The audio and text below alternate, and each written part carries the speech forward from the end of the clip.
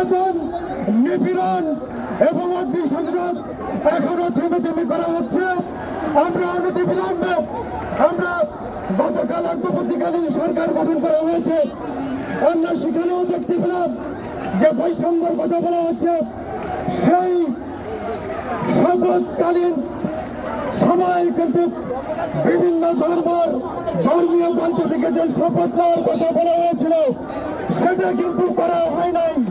তাহলে কি আমরা বলতে চাই যে বৈষম্য বিরোধী আন্দোলন নিয়ে আজকের এই সরকারের পতন, আজকের এই নৃশংসতা, সেই অন্তর্বর্তীকালীন সরকারেও আমরা দেখলাম সেখানে সেই বৈষম্যের শুরু। আমরা বুঝতে পারছি না যে এই বৈষম্যের কি শেষ না শুরু।